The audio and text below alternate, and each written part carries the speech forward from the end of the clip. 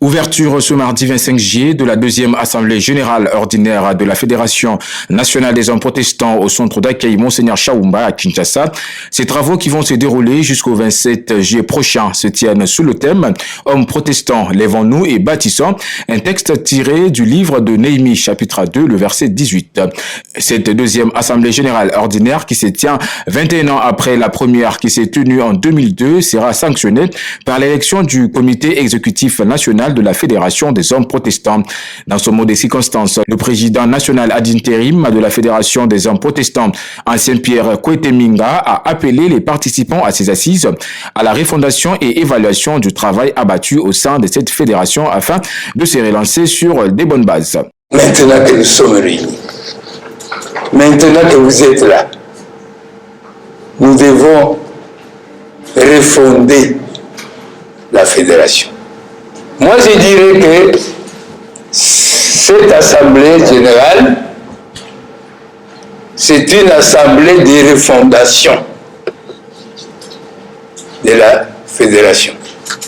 Examinons ce qui marche, examinons ce qui ne marche pas, essayons de nous adapter pour que, en sortant après-demain de cette salle, nous ayons des textes adaptés au monde moderne et que nous ayons des hommes décidés à servir Dieu avec ces textes. Il est important que vous qui êtes assis là, comme notre aumônier national l'a dit dans sa prédication, que vous preniez conscience que cette fédération, c'est votre enfant. Si vous la laissez tomber, l'enfant va mourir.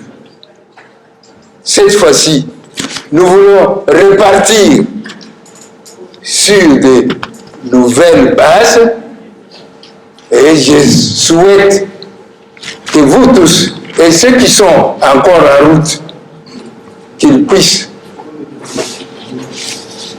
prendre conscience individuellement et collectivement que cette fédération peut continuer grâce à nous.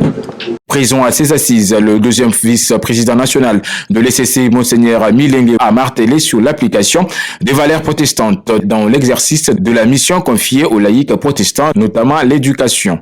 Je voudrais, pendant ce moment, à cette occasion,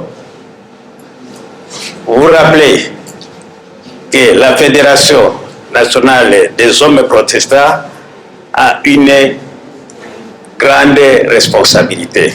Première tâche ou responsabilité de cette fédération, c'est d'enseigner ou éduquer.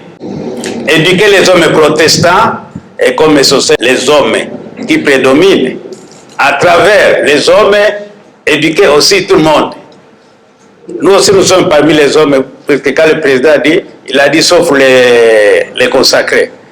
Votre texte ne dit pas, dans les titres là, on dit seulement les hommes. Je crois qu'il ne faut pas nous exclure. C'est parce que les textes nous excluent déjà dès le départ. Je vois parmi les mamans, il y a des consacrés qui sont aussi des présidentes et des présidents. Et comme c'est dit des hommes, nous sommes aussi des hommes. Mais parmi les hommes, maintenant, il y a les consacrés et les non-consacrés. Donc, je disais l'éducation ou l'enseignement des hommes. Mais à quoi doit consister cela? D'une manière éducative, je voudrais souligner quelques aspects de l'enseignement ou de l'éducation que nous attendons de vous. Premier sujet ou matière. Donc, il faut nous éduquer sur l'éthique protestante.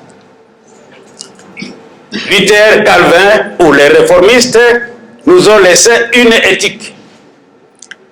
Et cette éthique a quelques caractéristiques. Aujourd'hui, quand on parle de la bonne gouvernance ou de la gouvernance, cette gouvernance-là, si vous êtes théologien, si vous avez lu le problème de l'éthique, n'appliquez la matière de l'éthique protestante. Quelle est cette matière? Premier point. C'est l'éthique de la responsabilité. C'est pour cela que vous avez suivi dans le mot du président, il est venu à la responsabilité plusieurs fois, sans appliquer l'éthique, et je me suis dit, bon, il est en train de parler de l'éthique protestante. La responsabilité, c'est-à-dire, pour un protestant, il est responsable devant Dieu et devant les hommes pour toutes ses actions ou actes. Ça, c'est l'éthique protestante. Notons que le programme de cette première journée prévoit 2 exposés, dont le premier porte sur un aperçu historique de la Fédération nationale des hommes protestants et le deuxième sur l'éthique ou identité protestante.